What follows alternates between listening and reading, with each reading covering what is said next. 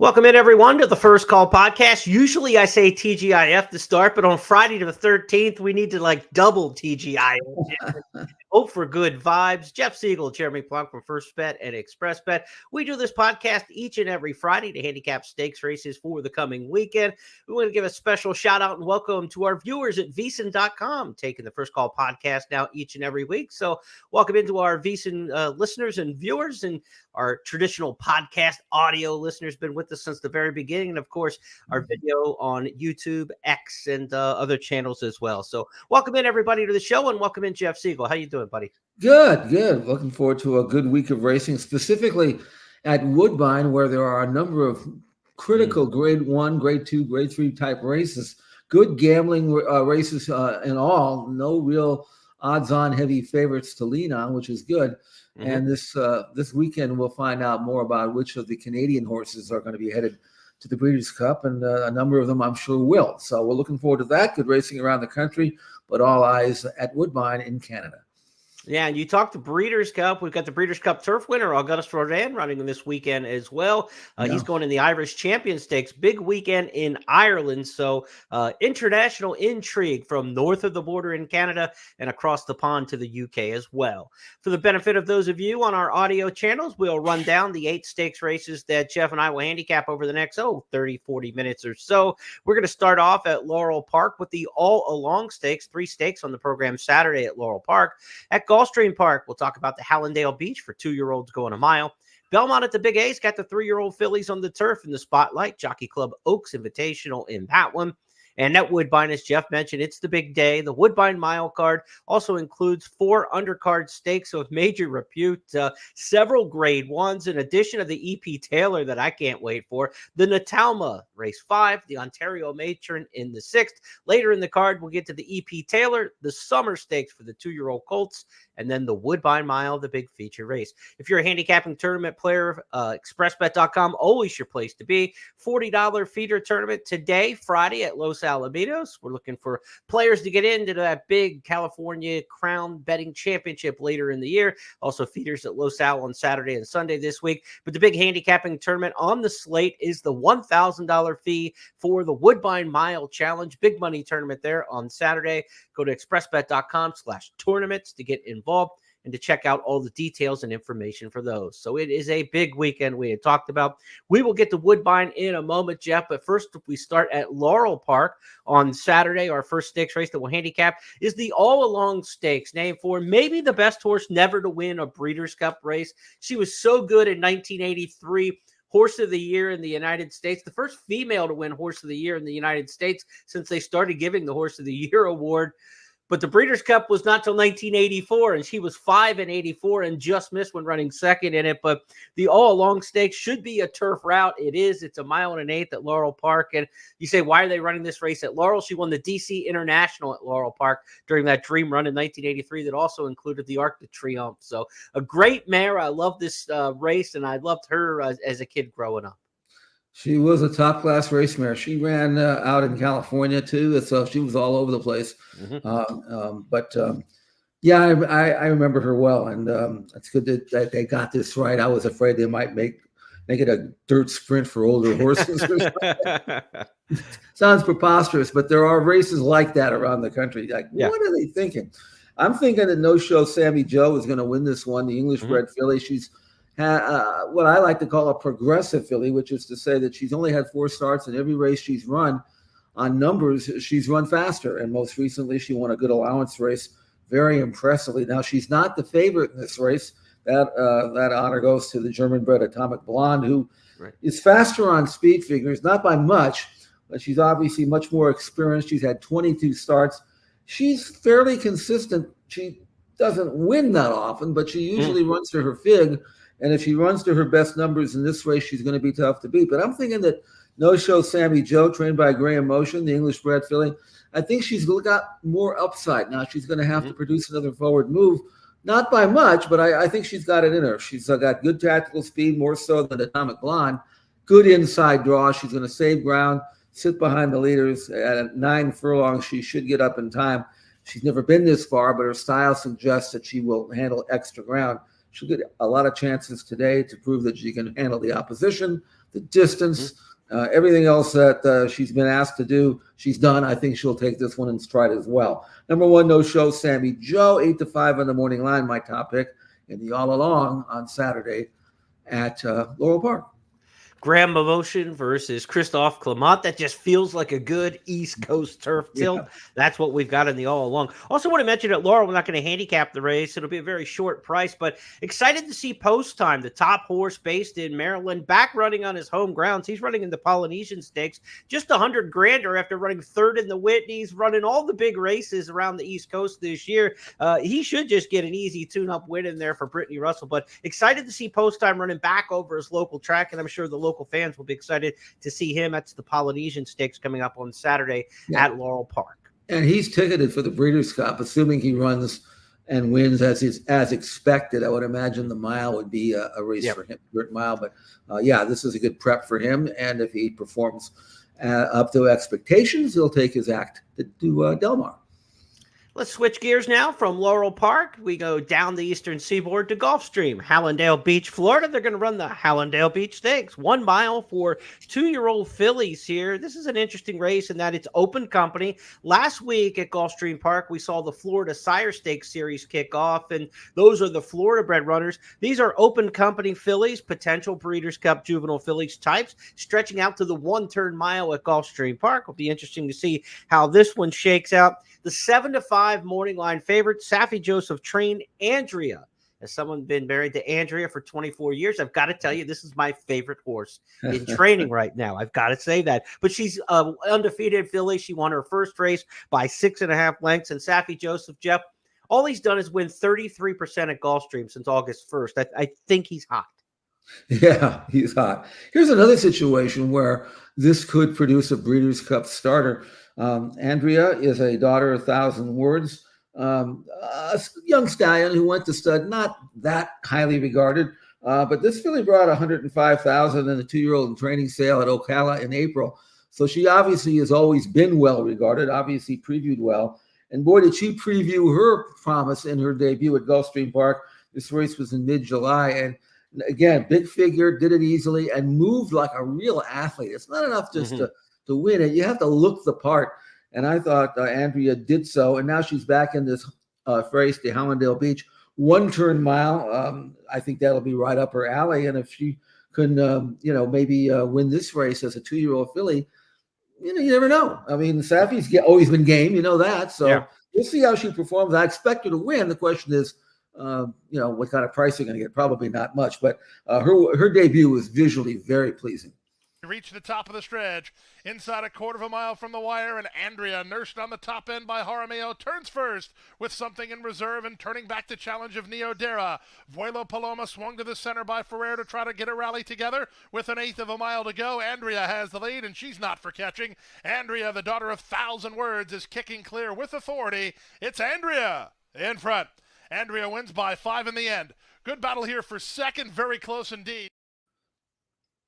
If you're looking at a horse like this coming out of the 5.5, stretching out to the mile, if she opens up again, they'll probably look at some gassed horses chasing her. Look for a closer to get the second money in here. A horse who can finish from off the pace, maybe a horse with a longer pedigree. This mile race is going to stretch the stamina of some of these 2-year-olds who just aren't up to the test. You get a horse like Miss Marinelle, the one who's coming out of a 2-turn race. It was 7.5 furlongs on the turf. That's 2 turns. So shortening back the trip here to 1 turn, that could be a big deal for the stamina, even though the surface switch here. I give Miss Marinelle a big chance to run second in this spot behind Andrea, though. I'm absolutely not picking against Andrea ever. That's not going to happen for me. Let's go to Belmont at the Big A on Saturday. Opening day at the Aqueduct meet today on Friday. They've got the Winter Memory Stakes on the Friday card. Saturday will be the first graded stakes of the meet, the Grade 3 Jockey Club Oaks Invitational. This is the 5th running of this race. Over the past couple of years, it's been Charlie Appleby, Chad Brown, what you'd expect. Brown's won this race a couple times, 2 of the last 3 years. But interestingly, there are no Chad Brown horses in this 3-year-old filly stakes race in New York. Jeff, I've noticed this year. Chad is not loaded in the division, in that filly and mare turf or even 3-year-old filly turf division like he has in the past. And I'm almost starting to wonder if at this point in his career, he's looking to kind of refocus things a little bit and maybe focus more on the Triple Crown races. He seems to have more horses in recent years who have been knocking on the door in the Triple Crown. And barns kind of over time do evolve. You remember Bobby Frankel for years, one of the top claiming trainers in the game, always good with the distaffers on the turf. Of course, he was the mentor to Chad Brown. But later in his career, and you got into the 2000s, the Bobby Frankel, the 70s, the 80s, and the 90s, suddenly had horses like in the classic division of the Breeders' Cup and Triple Crown horses like Empire Maker. I'm wondering if there's not a resurface or a refocus among the Chad Brown barn to fill his stable with a little bit different kind of horses. It's a good assumption to make. You're right. I think I wouldn't say he's caught the Triple Crown fever, but he looks like he'd rather train those kinds of horses and develop them than take over these Europeans and have them run on top of each other all the time. I mean, it's good to do that, but I think he's now past the part of his career where he's looking about purse money, and I think he's rather participate in the top end, races for the older horses as well. So you may be right. I have not been overwhelmed with any of the North American based long distance turf horses. We saw Didia run out here, and she's supposed to be one of the better ones, and she got beat out here on a very modest race. They kind of take turns. So I'm looking for some newcomers. This is, of course, the Oaks for 3-year-old fillies, and that too has been kind of a modest division. Lady Mary is a German bred, and while she wasn't winning over there, she was running in very good races, group races, consistently in the money. She's still eligible to non-winners of 2. So she's not exactly one of the ones over there, but she might be good enough to win here based on her form. She's running some big fields. She just was a decent third of 15 last time out in the German Oaks. That was in early August. So she arrives dead fit and ready. And I think she's good enough to win this race based on what I can evaluate the German form. Among the others, they just look like they're kind of like the same. I'm looking at them. Beautiful Love, the Irish bred, was okay over there, nothing great. She was a little bit disappointing in her U.S. debut. Might appreciate this longer trip. In fact, that's another thing. This is a 1 3/8, and most of these haven't tried it. A few of them have. Justin Ide has won at this distance, but she's again eligible to non-winners of 2. So I don't know. I'm going to go with the German bred Lady Mary here, and I think she's probably as good as any.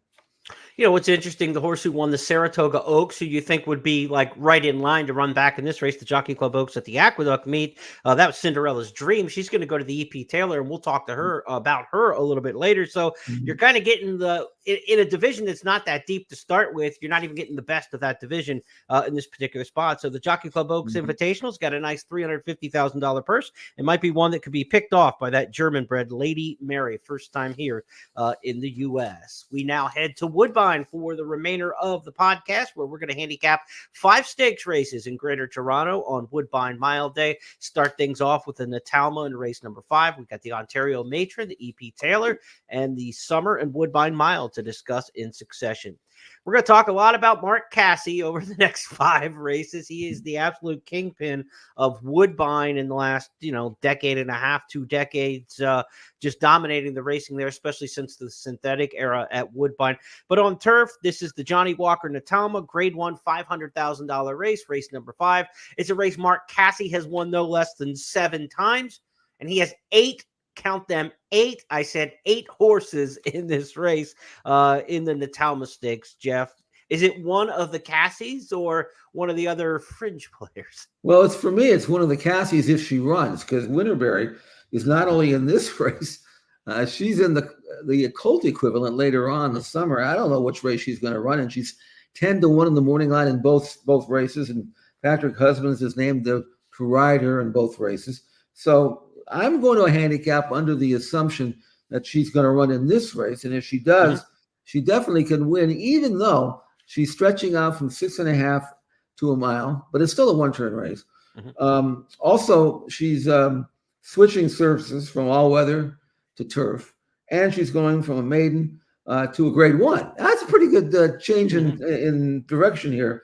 But if you watched her first race, she was 5-1 in it. It was a 6.5 furlong sprint. I mean, visually, she could not have been more impressive. And as a daughter of Frosted, There's no reason why the extra distance won't bother her. She's quick, but she switches off. She gives you a second move, at least she did in her debut. And numbers-wise, she's right there with most of these and faster than most of these. I don't think she has to really improve that much. And again, at 10-1 in the morning line, I just hope she runs in this race as opposed to the colt race, because I do like something else in the colt race. But Winterberry, in her debut back in August 24th, she did what she had to do and then some. The chart caller from Equibase gave the rare comment, had more when asked. We're going to let you see for yourself and see if you agree with the chart caller. Here's Winterberry's debut win. Winterberry in front by a length. Foxtastic's in the clear, posing the threat now. On the inside, Wellness then just like that, and North York as they turn. Winterberry holding. Foxtastic tapped up is 2 behind. And as they come down the stretch, it's Winterberry and Patrick Husbands giving them a galloping lesson. Winterberry darting on to what will be a massive win. Winterberry lengthening and goes on to score. Wins by about 4.5. Second, Foxtastic. North York was third. Obviously, she'll have 7 challengers potentially from her own stable in the race, but the outsiders, if you will, include the American Pharaoh, second-time starter, Aniskau, who was a nice debut winner at Saratoga for Christophe Clement, gets Frankie Dettori to ride. Dettori coming off a big week at Kentucky Downs a couple days ago, winning some major stakes there. And then you've got Mountain Breeze with the first of the Charlie Appleby, William Buick additions coming in from overseas. This is a Group 2, Group 3 placed horse in England. So this is not just a walkover. You say, Cassie can't lose because he's got 8 of them in here. Clement's got a very good one with Dettori. You got Buick and Appleby on the outside. So Aniskau and also Mountain Breeze will provide some challenges in here, Jeff. Yeah, those are the 3 for sure. It's a good race. And again, this race will produce not only a starter, but maybe even a larger logical contender for the Breeders' Cup Juvenile Fillies Turf. Let's go next at Woodbine on Saturday to race number 6. It's the Ontario Matron, $150,000 grade 3. A mile and a 16th here. These are the older fillies and mares, the distaff division, if you will, on synthetic. Jeff's top pick in here is going to be Sabatini, trained by Josie Carroll. Carroll's a 3-time winner of this race, the Ontario Matron, most recently back-to-back in 2017 and 2018. What do you like about Sabatini, Jeff? Well, if you look at her form, this race is a mile and 1/16 on the all-weather. And Sabatini's run 5 starts. She's had 3 sprints on the all-weather, 1 route on grass. The only other race she had was over this exact course and distance, and it was by far her best race. She earned an 88 Beyer number and a very smart win in the Celine, which is a grade 3, and did so with complete authority, with a good stalking type of trip, which I expect her to get here. Mm-hmm. So under these exact same conditions back in late June, she was not only very impressive, but ran the race of her career. And now she's back under similar conditions again, same grade, same everything. Mm-hmm. And she's 8-1 in the morning line under Johnny V. So I don't see any reason why I wouldn't pick her. I mean, again, her best race puts her right there, and lightly raced as she is by Uncle Mo. For Josie Carroll, I expect her to come out with a career top, and we'll just have to see if it's good enough. Tennis fans will remember Gabriella Sabatini, and this was her Grand Slam win in the Celine Stakes a couple starts back. They start to stack up. Golden Ghost goes to the lead with Red Samurai. In the clear, Sabatini and Vitforder's rank comes 5 wide. Sabatini races to the front. Sabatini, the leader. Crevel de Oro's finishing on.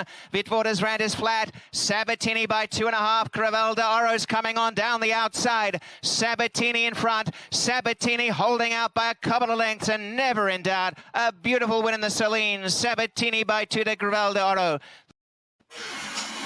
Another one to watch in here, perhaps Fashionably Fab, a real horse for course. We talk about the ones who love it here on the main at Woodbine. Faced tougher last time out in the Canadian Stakes on turf. This is a drop-in class and a change back to the preferred surface. Fashionably Fab just never seems to run a bad one, always right in the mix.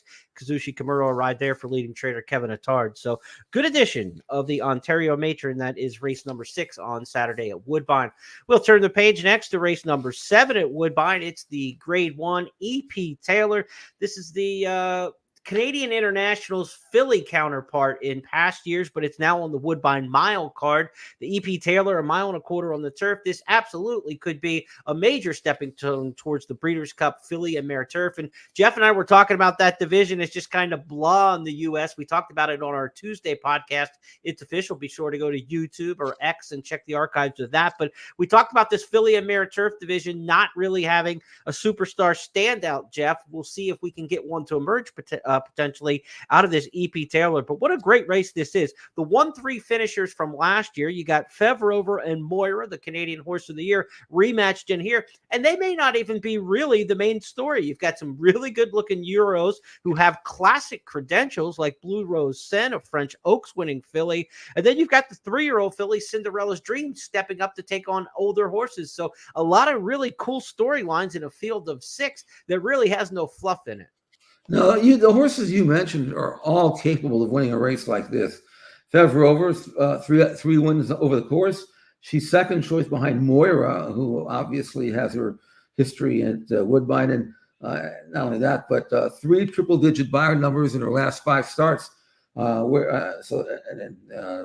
Rover's never earned a triple-digit buyer number. So, but they've taken turns, and so they're kind of like the same horse.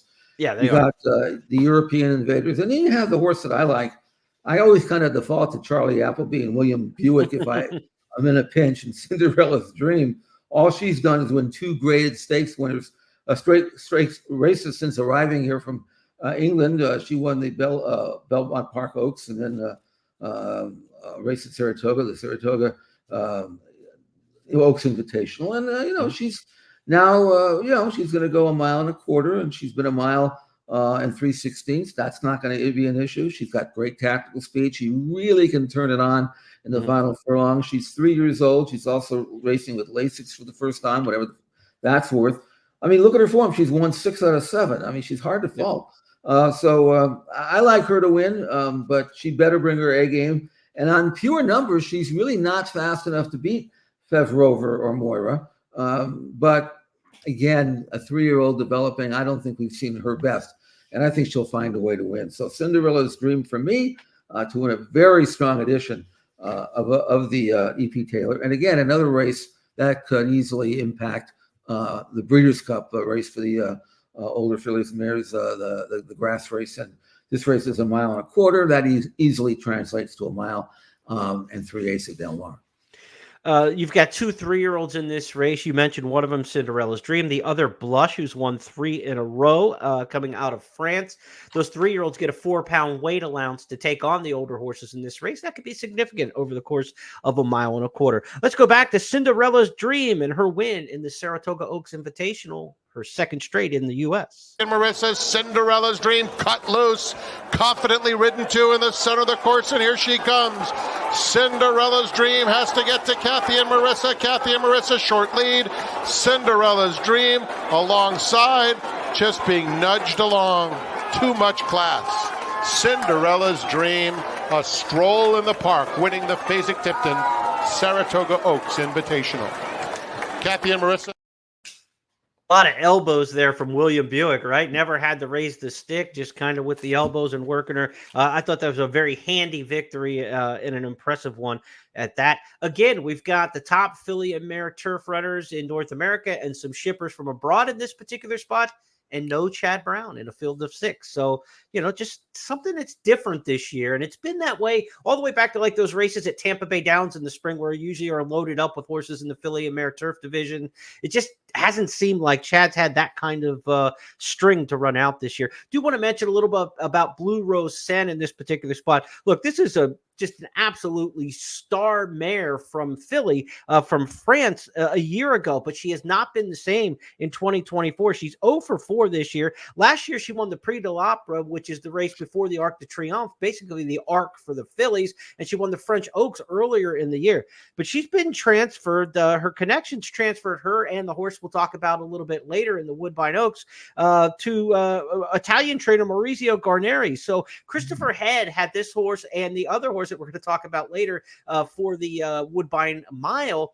in Fine Fettle last year, neither has responded whatsoever under the Garneri training. So it'll be curious to see what Blue Rose Sen has to offer here. This is obviously a drop in class to what she's been running, the Prince of Wales, the Pre Rothschild.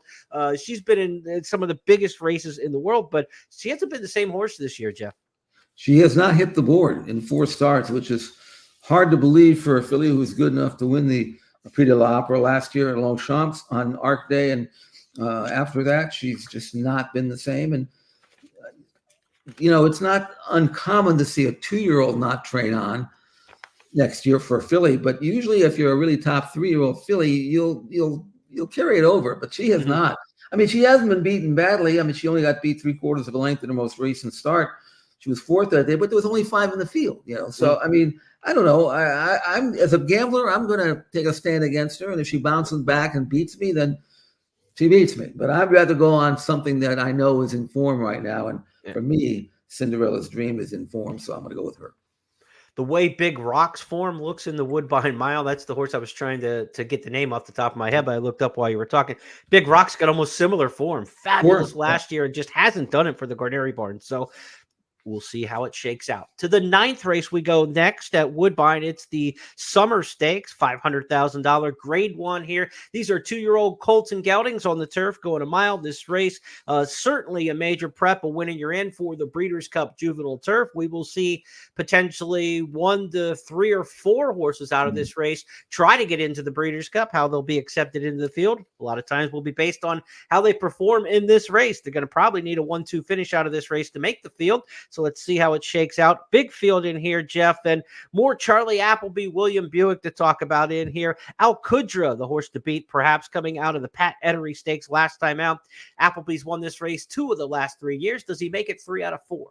I think he does, and I'm looking at his time form ratings, which aren't buyer numbers, but they're numbers. And you talk about progressive. He's gone from a 57 time form rating, which was his debut. Somehow he managed to get beat that day. But since then, he's gone 65, 77, 79, most recently in the Pat Ettery Stakes at Ascot, over 7 furlongs, 91. So he's getting faster and better by the day. And his most recent win was very good. Now, he made the running that day and just ran everybody into the ground, but he's won from off the pace as well. So I like the versatility that he's shown. And again, how could you not like Appleby and William Buick? He's 3-1 in the morning line. Field's big. There's a lot of horses in here. You wouldn't want to take much less. But if I'm right about Winterberry, who was also in this race, but I picked her in the other race for fillies, she's not in at the pace scenario, looks a lot softer for him. So I think Buick can probably pick his strategy and then go from there. I like Alcudra to win this race, and then he'll bring his act to California. If you're wondering why Mark Casse wouldn't run in here since he has 8 horses in the filly division, the Natalma, he's got 7 in this one. So it's not like you could just say, well, he's got so many in the other. That's why he stuck this filly in against the boys. I think they were looking to see what the fields would look like and which one might be the better spots. Patrick Husband's named on both. So no real tip in the rider assignments in there either. Cassie's got 7 in here. He'll take on Charlie Appleby with Alcudra, though, who last time out in the Pat Ettery looked awfully sharp. Alcudra is joined by New Century. Chancellor waiting in behind, waiting for a little bit of a split and no hurry around Havlin at this stage. Now he's going for a gap, perhaps between Brian and New Century, but there isn't one there. He's now got to switch to this side. Struggling a bit is Giverton, and Alcudra now beating off New Century. Alcudra from New Century. Chancellor's got ground to make up inside the final furlong. At least 3 lengths to make up, and Alcudra's not stopping. New Century rallying a bit in the closing stages, but it's Alcudra that stretches away from New Century. Chancellor only 3rd.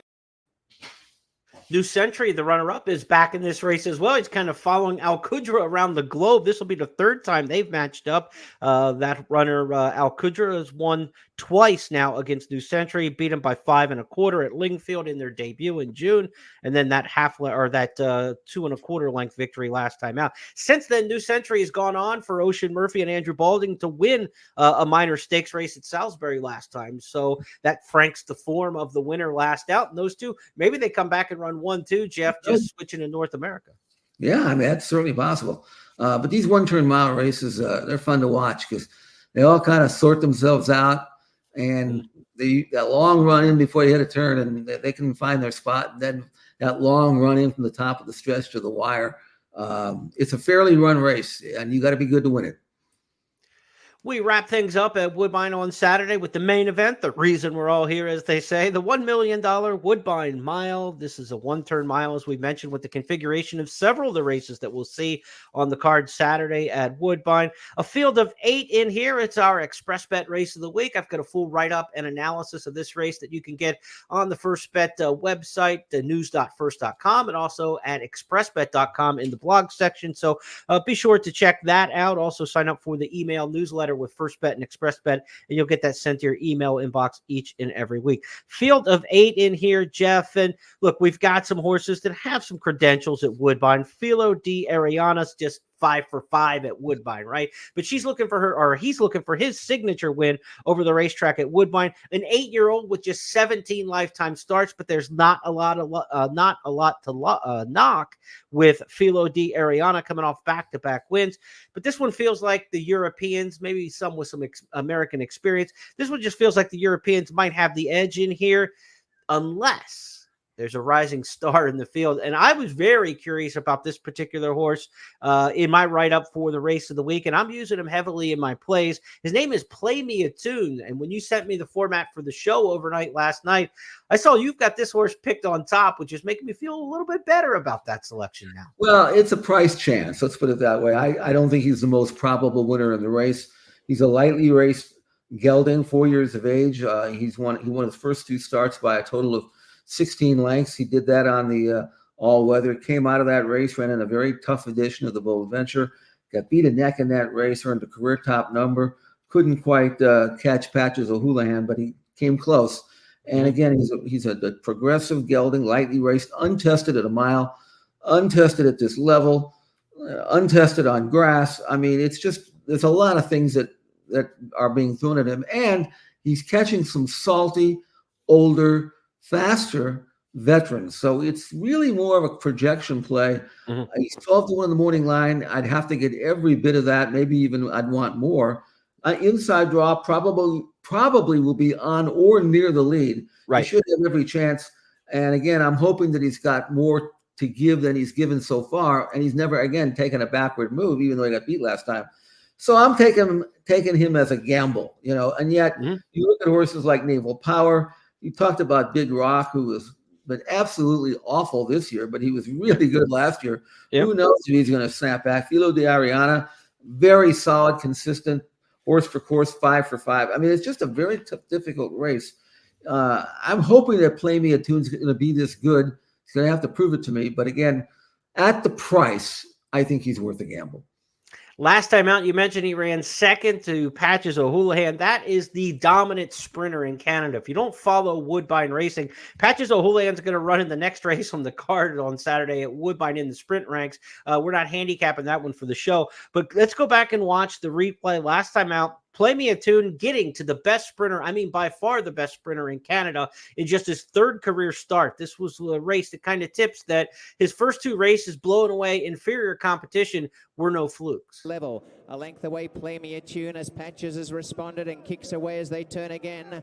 First Empire on the outside, and then came Play Me a Tune, and I'm a Gambler's a bit of a chance in the center for Pietro Morin, Patches O'Houlihan. A couple in front, down the outside, Play Me a Tune, I'm a Gambler the center. Patches O'Houlihan from Play Me a Tune on the outside. Play Me a Tune coming. Patches O'Houlihan holding.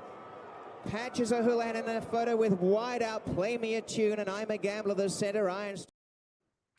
He got a good education in that race. Now he gets the big class test on turf. That will be the deal with Play Me a Tune. Naval Power will be favored in here, you would have to think, coming off 102 and 104 buyer speed figures. Charlie Appleby, William Buick, of course, they won this race 2 years ago with Modern Games. They won it last year with Master of the Seas. Naval Power is good. He's not Modern Games or Master of the Seas, but he won't need to be in this particular field. The depth of this year's Woodbine Mile isn't as strong, so that's why we're looking at horses like Play Me a Tune, who might be able to rise in class and do it for Josie Carroll here, Jeff. My Boy Prince, an interesting one, who was the solid favorite, heavy favorite in the King's Plate, going 1.25 miles on the main track last out. He was the top 2-year-old in Canada last year, expected to be the top 3-year-old. Instead of running at Fort Erie in the middle jewel of the Triple Crown last week, the Prince of Wales Stakes, they decided not to go to the dirt. They went back to the turf now. And My Boy Prince, a very interesting entry in this race for the often mentioned Mark Casse. I just don't think he stacks up with these horses on turf. Yeah. No, I looked at his form. I mean, you have to admire him. 6 out of 11, he's won with 3 seconds and a third, but he's not been running against this group level of horses, and numbers wise, he's really going to have to reach back and improve to be even competitive here. He's 12-1 in the morning line, and that's probably about right. Filo D'Ariana's got the 5-for-5 record at Woodbine, trying to win this race for the first time, but didn't. Won the Highlander, won the King Edward already in the meet. That's logical. Naval Power, very logical. And then to me, the only other horse in here is Play Me a Tune. That's the X, the X factor, the wild card in here. It should be Naval Power, Filo D'Ariana as the solid favorites in here. And if we can get Play Me a Tune first or second in the exacta, that's what I'm trying to hit in this particular spot in my race of the week play. So I'm going to try to get Play Me a Tune in there with Naval Power. And if we can pull that upset, you want to make sure you get some win money, because as Jeff said, 12-1 in the morning line, you might even be higher than that. So make sure you get a little window if you like that runner. That's going to wrap up our handicapping for this week's show. Want to remind you that on Woodbine Saturday card, we've got a couple big major hit and splits for you at Express Bet and First Bet. If you play the races with First Bet and Express Bet from Woodbine on Saturday, there are 1.5 million first rewards points available in the early pick 5. So if you hit the early pick 5, you'll not only get your pari-mutuel winnings, but you'll share in 1.5 million first rewards points. They are redeemed for cash credits into your wagering account, into buying things in the pro shop, past performance information, data, all that sort of thing. So you want to play for those points for sure. And then another 1.5 million on the late pick 5 Saturday at Woodbine. So 3 million points in the first rewards up for grabs Saturday in the early and late pick 5s at Woodbine. Also, if you like to play the racing in Canada, it's a big weekend in Canada, of course, not only just at Woodbine on Saturday, but on Western Canada at Hastings. It's British Columbia Derby Day on Saturday, and we've got a 20% exacta winnings boost when you play the British Columbia Derby race with us at First Bet and Express Bet. Hit the exacta, not only do you get your pari-mutuel winnings, but we'll juice it up with 20% of those winnings in addition put into your account in wagering credits. So a lot cooking this weekend, a lot north of the border, Jeff, and of course overseas, as we mentioned, Auguste Rodin, winner of last year's Breeders' Cup Turf. He'll try to get back on the beam and get set for his return and title defense of the Breeders' Cup Turf in the Irish Champion Stakes on Saturday. This is a pretty fun weekend. I know we're past Saratoga, we're past Del Mar, but there's a lot cooking here. Oh, and again, these are critical preps. Auguste Rodin was supposed to come over this year and run on the dirt, if you remember. But the same stable has another horse in the race I think they like a little bit better, City of Troy. So yeah. I think if he comes out here, and I think the edge to that decision will go with the fact that he knows, or they know, he'll get firm ground. He loves firm ground. So wouldn't be surprised to see him win tomorrow and then pack his bags and come out here and try for a repeat in the Breeders' Cup Turf. So it's really crunch time. It really is. Every one of these races we talked about today could or likely will have Breeders' Cup implications. So we'll watch that, gamble on them, see if we can find some edges, some good prices, and it'll be that way up until the first weekend in November. We'll be back with you on Tuesday for the It's Official podcast, where each Tuesday Jeff and I review 5 hot topics in horse racing. But until now and then, have a great weekend, everybody. Good luck at the races, and we'll talk to you next week.